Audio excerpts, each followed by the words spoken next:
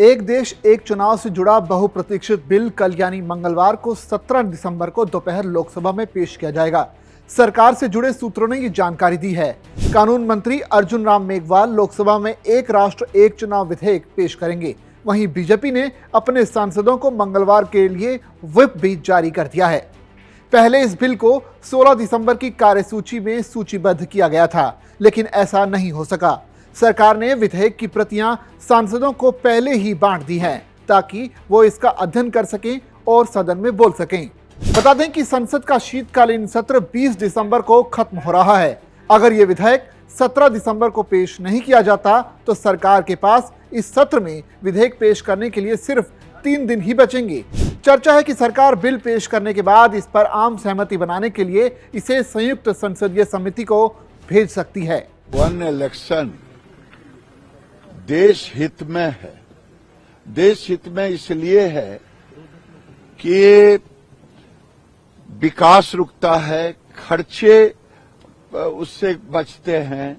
और क्या 1967 तक, मैं विपक्ष से पूछना चाहता हूं, खास करके कांग्रेस से, 1967 तक देश में एक नेशन एक इलेक्शन ही तो हो रहा था। उस समय फेडरल स्ट्रक्चर पर चोट नहीं आ रहा था। ये कहना गुनाह है कि फेडरल स्ट्रक्चर पर चोट है, बल्कि नेशन को और मजबूत बनाएगा, विकास होगा, ये है।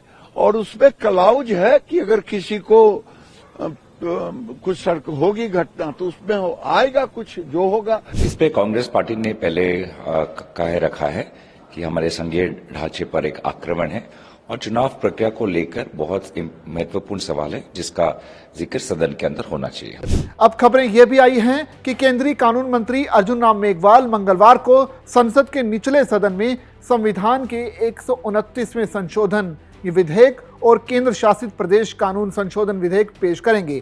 प्रधानमंत्री नरेंद्र मोदी की अध्यक्षता में केंद्रीय मंत्रिमंडल ने लोकसभा तथा राज्य विधानसभाओं के चुनाव एक साथ कराने की अवधारणा के क्रियान्वयन के लिए संवैधानिक संशोधन विधेयक को 12 दिसंबर को मंजूरी दी थी। मंत्रिमंडल ने 2 मसौदा कानूनों को मंजूरी दी है, जिसमें एक संविधान संशोधन विधेयक लोकसभा एवं राज्य विधानसभाओं के चुनाव के साथ कराने से संबंधित है, जबकि दूसरा विधेयक विधानसभाओं वाले 3 केंद्र शासित प्रदेशों के एक साथ चुनाव से जुड़ा है। संविधान संशोधन विधेयक को पारित कराने के लिए 2/3 बहुमत, जबकि दूसरे विधेयक के लिए सदन में सामान्य बहुमत की आवश्यकता होगी। हालांकि पूर्व राष्ट्रपति रामनाथ कोविंद के नेतृत्व वाली एक उच्च स्तरीय समिति ने लोकसभा और राज्य विधानसभाओं के चुनावों के साथ साथ चरणबद्ध तरीके से नगर निकाय और पंचायत चुनाव कराने का भी प्रस्ताव दिया था, लेकिन मंत्रिमंडल ने फिलहाल स्थानीय निकाय चुनावों के मुद्दे से दूरी रखने का फैसला लिया है।